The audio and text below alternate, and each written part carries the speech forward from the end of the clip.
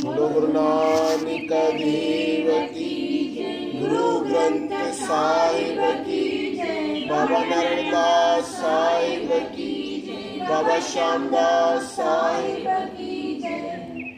सूरठ मेला नव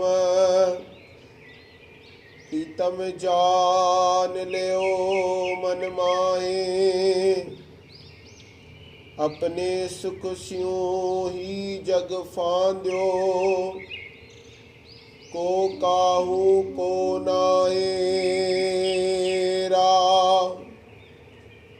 सुख में आन बहुत मिल बेटत, रहत चौद सगेरे, विपत परी सबई संग छाड़त, को न आवत नेरे। घर की नार बहुत तजास्यूं, सदा रहत संग लागी, जबई हंस तजी काया, प्रेत प्रेत कर भागी। ये विद को व्यूहार बन्यो है, जासियों ने लगायो, अंत बार नानक बिन अर्जी, को काम न आयो। हे गरीब निवाज माणन जामाण, गुरु गरीब निवाज शरतों के पवनम मा। ये विद को व्यूहार बन्यो है, जासियों ने लगायो, अंत बार नानक बिन अर्जी, को काम न आयो। बोलो गुरु नानक देव की जय, गुरु ग्रंथ साहिब की, बाबा नारायण दास साहिब की, बाबा श्यामदास साहिब की। वचन समझ में आयो? बस ना वो भावना के समझ में आयो वचन ना, ये पूछान तो ही हाँ आके आयो।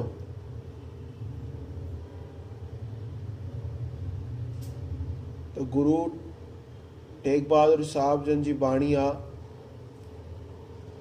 तो जॾहिं महिल वचन असां पढ़ूं था वेठा, ओॾी महिल असां थोरो ध्यान सां ॿुधंदासीं न त सम्झ में ईंदो। प्रीतम जान लियो मन माहे, हे प्यारा हे प्रीतम, गुरुजन चवनि था वेठा जान लियो मन माहे, मन में सम्झी वठ, ॼाणी वठ। छा? अपने सुख स्यों ही जग फांद्यो, को काहू को नाहे। कोई कंहिंजो कोन्हे, अपने सुख सी हुई जग फांद्यो। हर कोई पंहिंजे सुख सां ॿधल आहे। मां सुख ई हुजां बसि, मां ही जग फांद्यो, को काहू को नाहे। केरु कंहिंजो कोन्हे। इन जे लाइ हे संसार जेको आहे स्वार्थ, ऐं हाणे जे समय में पहले त पुछंदा हुया, कछंदा हुया, हिनमहिल त वधीक छा थी वियो आहे? स्वार्थ थी वियो आहे। बसि मां ख़ुशि हुजां, बसि जीअं तीअं करे, बसि मां ख़ुशि थियां बसि। ॿियो दुखी थो थिए, किरे थो, त पोइ कहाणी ईंदी आहे कि भई भॻवान खां वर वरितईं, शंकर भॻवानु राजी थियुसि त पोइ छा थियो, कहाणी ॿुधाई थो मां। गिंड ॾिनईसि भोलेनाथ, भोलेनाथ चयईंसि कि भई ॾिस, गिंड वॼाईंदे जेकी इच्छा कंदे तोखे मिलंदी, पर पाड़े वारे खे त अॼु समय ओड़ो थी वियो आहे। त पोइ हुन छा कयईं ख़बर अथव तव्हांखे? आयो चई मूंखे बंगलो ठही वञे त पासे वारे खे ॿ ठही वियसि, कार मिले त पासे वारे खे चई हाणे कीअं कयां, सड़े जले मन में, जलपच ॾाढो आहे। त पोइ छा थियो, चई मुंहिंजी हिकु अखि वञे थो न त पासे वारे जूं वञे। त अहिड़े नमूने हेसि जेको संसार आहे छा आहे, हर कोई मतिलब सां ॿधल आहे। भॻवान खे बि मतिलब सां ई था यादि कयूं असां। कोई न जीए को ॿिए जे, त हर कोई परमात्मा वटि बि अचे थो। त पोइ हर कोई खे नथा चऊं माने की आहिनि सुठा बि अहिड़ा आहिनि, पर भॻवान जे अॻितां अची करे बि असां सियाणप ॾेखारींदा आहियूं की भई असां हे कमु थी वञे, हीअं थी वञे, पर ओड़ी भावना असां रखूं नथा। त ही जग फांदियो को काहू कोन आहे। छा कंदा आहिनि माण्हू दुनिया जा? गुरु तेग बहादुर साहिब जन लिखियो आहे, कंहिं ॿिए न लिखियो आहे। गुरु तेग बहादुर साहिब जेके पाण भॻवान हुया, सुख में आन बहुत मिल भेटत। छा कंदा आहिनि माण्हू?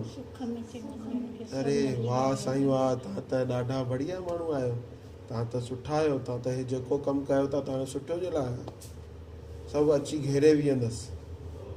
सुख में आन बहुत मिल भेटत, रहत चऊं दिस घेरे। वाह वाह वाह वाह वाह वाह, सभु करण वारा। पर वो गुरुजन छा था चवनि? विपत परी सबहू संग छाडत, को न आवत नेरे। विपत ईंदी आहे पोइ छा थींदो आहे? सभु भॼी वेंदा आहिनि। अरे असां हे गुज़रंदो आहे किथां त हल हेॾे हेॾे, उतां न कोई चए भई पैसा ॾे, उधारा ॾे पैसा। विपत परी सभई संग छाडत, को न आवत नेरे। केर बि वेझो न ईंदो। जेॾी महिल विपत्ति अचे थी ओॾी महिल केरु साथ ॾींदो आहे? इहो परिणाम असांखे जेॾी महिल द्रौपदीअ जो ॾिसणु ईंदो आहे, ओॾी महिल लॻंदो आहे भई छा आहे।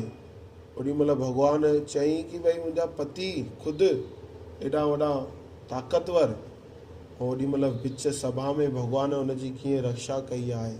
सभिनि वटि वई, सभिनि वटि वई द्रौपदी, पर कंहिं सहायता कयईंसि? भरी सभा में ईअं वीचार कयूं, सोचूं कहिड़ी नारीअ खे ईअं उघाड़ो केरु करे, ओॾी महिल छा स्थिति हूंदी असां ॾिसंदा टीवीअ ते। त ओॾी महिल हथ मथे करे रखी, भॻवानु हाणे मुंहिंजी लज्जा तुंहिंजे मथां आहे, उघाड़ी थींदसि त तूं उघाड़ो थींदे। त विपत परी सभई संग छाडत, को न आवत नेरे। केर बि वेझो न ईंदो आहे। विपत्ति ईंदी आहे न, दुख ईंदो आहे, ओॾी महिल माण्हू पासीरा थी वेंदा आहिनि। सभु जेके असां चईंदा आहियूं न मुंहिंजो आहे मुंहिंजो आहे, हे मुंहिंजा माइट आहिनि, हे मुंहिंजो हे आहे, सभु छॾे हली वेंदा आहिनि। पोइ आख़िरीअ में गुरु तेग बहादुर साहिब जन छा था चवनि? घर की नार बहुत हित जासियूं, सदा रहत संग लागे। जेकी घर जी नार आहे, घर जी स्त्री, उहा सदा गॾु रहण वारी, पर जेॾी महिल जब ही हंस तजी ये काया, प्रेत प्रेत कर भागी। उहा बि छा कंदी आहे? भूत प्रेत प्रेत कर भागी। आख़िरी समय में त गुरुजन चवनि था वेठा, इहो विध को व्यवहार बनियो आहे, झांसियूं ने लॻायो। अहिड़नि माण्हुनि सां तूं ने लॻायो आहे, कूड़नि माण्हुनि सां। हे विध को व्यवहार बनियो आहे, इहो विधीअ जो व्यवहार आहे। हे संसार जो व्यवहार ईअं आहे बाबा, सुख मिलंदो आहे त हर कोई वाह वाह कंदो आहे, दुख मिलंदो आहे त हर कोई पासीरो थी वेंदो आहे। इन जे लाइ निरालो थी वञ, तूं हर शइ शौक़ खां निरालो थी वञ, परमात्मा में पंहिंजो मन लॻाए। त इहो विध को व्यवहार बनियो आहे, झांसियूं ने लॻायो, जंहिंसां तूं ने लॻायो आहे, अति ने मुंहिंजो आहे, मुंहिंजा परिवार वारा आहिनि, हे ओॾी महिल केर बि कमु नथो अचे। अंत बार नानक बिन हर जी को काम न आयो। अंत समय में परमात्मा खां सवाइ केर बि कमु न ईंदो। इन जे लाइ गुरुजन चवनि था वेठा, हुन परमात्मा खे पकड़े रहो। हुन तोखे पकड़े रखियो आहे, पर तुंहिंजो कल्याण तॾहिं थींदो जॾहिं तूं पकड़ंदे। हो त अॻिते आहे, पर तोखे बि अॻिते अचिणो आहे। हुन परमात्मा जो खे गले लॻाइणो आहे, परमात्मा सां नींहुं लॻाइणो आहे। त अहिड़े नमूने गुरु तेग बहादुर साहिब जन चवनि था वेठा, हे संसार जेको आहे सभु दुखमय संसार आहे। छा नालो आहे संसार जो? दुखालय। पाठशाला चईंदा आहियूं त हे भोजनालय भोजशाला, वरी हे छा चईंदा आहियूं? दुखालय आहे। हे दुख, नानक दुखिया सभु संसार। त परमात्मा जो नाम ई सुख ॾियण वारो आहे। इन जे लाइ उथंदे विहंदे हलंदे फिरंदे उहो ई असांजी सहायता करण वारो आहे। असां उनखे न विसारियूं। उनखे अगरि विसारे वेठासीं त सभु कुझु पाए करे बि सभु कुझु न हासिलु, अञाण थी वियासीं, माने ख़तमु थी वियासीं। माने इन जे लाइ परिपूर्ण परमात्मा खे यादि कयूं। उहो ई सभु कुझु ॾियण वारो आहे। उहो ई असांजो भाग्य ठाहींदो।